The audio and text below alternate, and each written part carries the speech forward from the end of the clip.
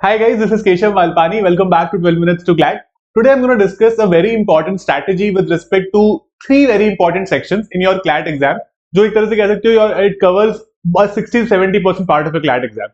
So let's try to understand as to how to improve on a reading speed.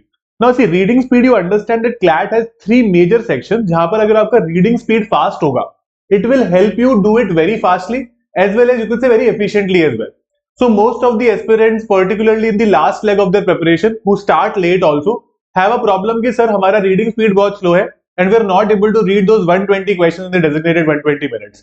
अब इसमें problem पता है क्या आती है? मान लो कि आप स्टार्टिंग में तो कम ही रहता है वैसे, मान लो कि आप 70 to 80 क्वेश्चंस कर पाते हो या फिर मान लो आप 90 क्वेश्चंस कर पाते हो, तो आपने जितने भी क्वेश्चन छोड़ दिए, चाहे वो 90 के तो 30 छूट गए, 100 के तो 20 छूट गए, अब उन क्वेश्चंस को आप कवर नहीं कर पाते हो कभी भी, क्योंकि एक एस्पिरेंट आप सोचो, कीप टू एस्पिरेंट, एक ने 100 किए और एक ने 120 सारे के सारे देख लिए। अब इसके पास 20 क्वेश्चन का ज्यादा स्कोप हमेशा था। सो दिस पर्सन और these two people with equal preparation, ये बंदा टॉप करेगा क्योंकि इसने सारे 120 क्वेश्चन देखे हैं।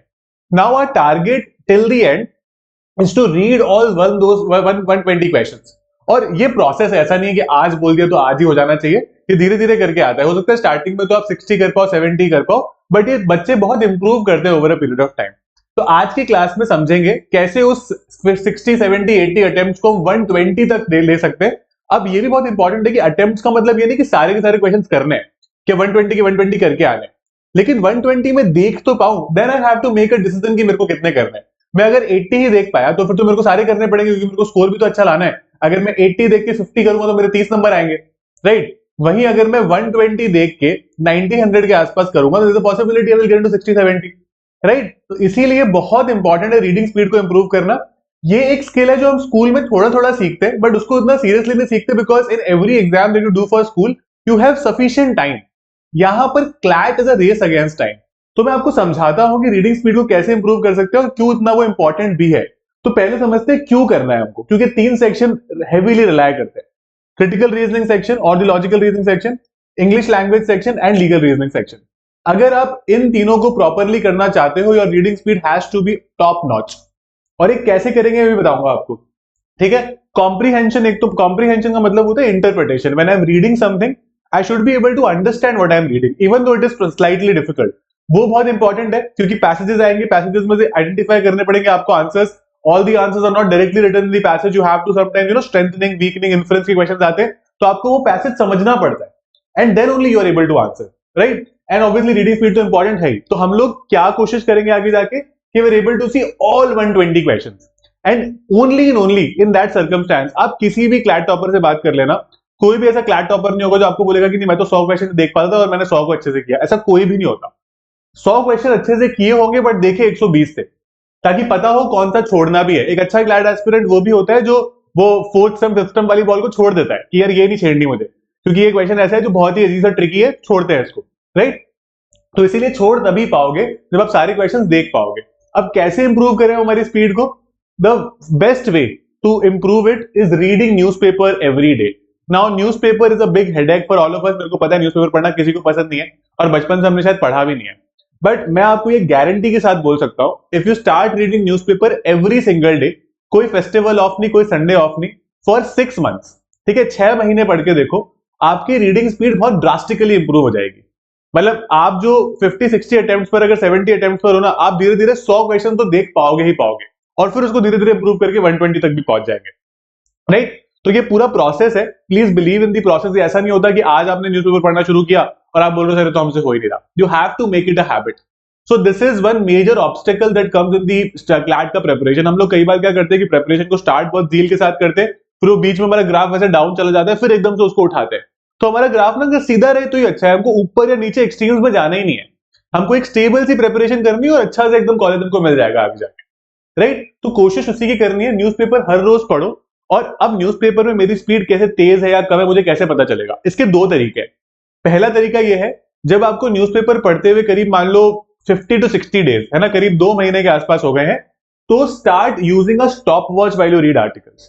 अगर आप कोई लॉन्ग आर्टिकल पढ़ रहे हो, मान लो इट्स अ न्यूज़पेपर एडिटोरियल, है ना, तो वो आप श्योरली मतलब अपने साथ एक स्टॉप वॉच रख सकते हो कि आपको समय कितना लग रहा है। तो मान लो आपको एक बड़ा न्यूज़पेपर आर्टिकल पढ़ने में 8 मिनट लगते हैं, let's say, right?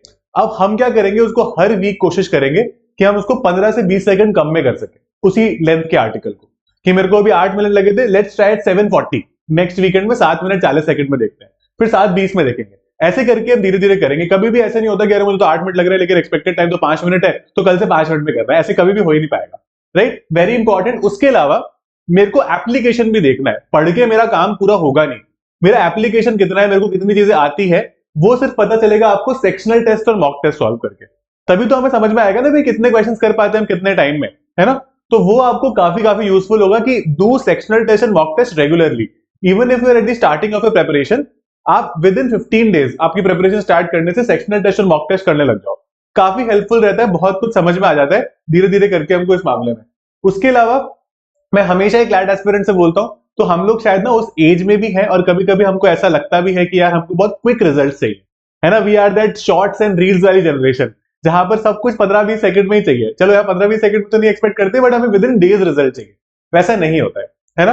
You have to believe in this process, you have to understand कि दिस इज नॉट समथिंग कि पढ़ लिया और आ गया, इसमें थोड़ा समय लगता है।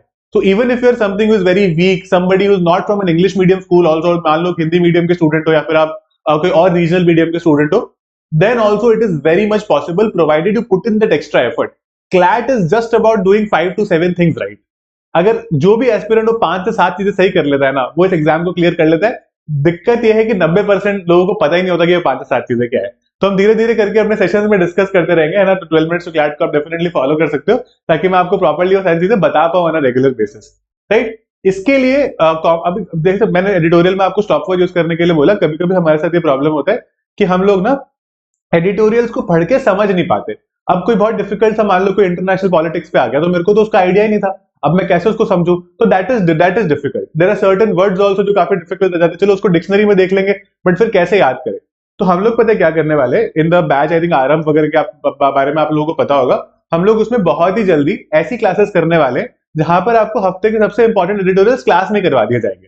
मतलब लेकिन फिर भी भाई पढ़ना अपने आप ही, है ना? जिस दिन आएगा उस दिन खुद से पढ़ना, बट वी अंडरस्टैंड कुछ कुछ चीजें नहीं समझ में आती, तो उस एडिटोरियल की लिस्ट हम क्लास में डिस्कस कर लेंगे to break that for you, right? और फिर हम लोग क्या करेंगे, जैसे मान लो कि बहुत मुश्किल एडिटोरियल आया कि रशिया यूक्रेन वॉर पे आया, बहुत कोई पुरानी हिस्ट्री समझ नहीं आया, फिर उस पर जैसे क्लैट में होता है ना, एडिटोरियल के वजह से 5 क्वेश्चन पूछ लिए, तो will do something like that, ताकि क्वेश्चन तो एडिटोरियल से आएंगे अल्टीमेटली।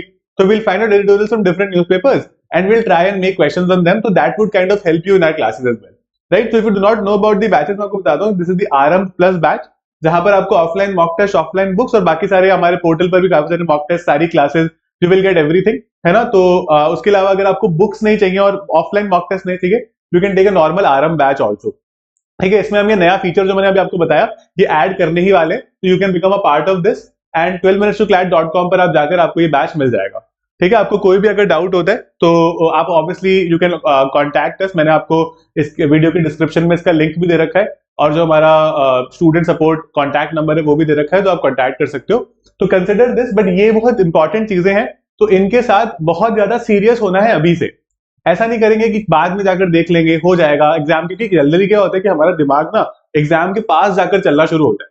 अभी तो हम प्रोक्रेस्टिनेट कर रहे हैं कि चलो ठीक है अभी तो बहुत टाइम है कर लेंगे, बट वो बहुत टाइम इतना जल्दी निकलता है ना, क्योंकि कुछ लोगों के स्कूल ऑब्लिगेशंस होते हैं, कुछ लोगों के कुछ हो जाता है, कभी कभी हमारी तबियत खराब हो जाती है ना, कुछ घर में इमरजेंसी हो जाती है, फिर हमें रिग्रेट होता है कि यार उस समय कर लेते अभी सब कुछ ठीक रहता। अभी समय है ना, do it right now and it's definitely going to work wonders for you and shell out very good results, believe me. Over the years students have followed these kinds of strategies and advice and they have done exceptionally well in CLAT.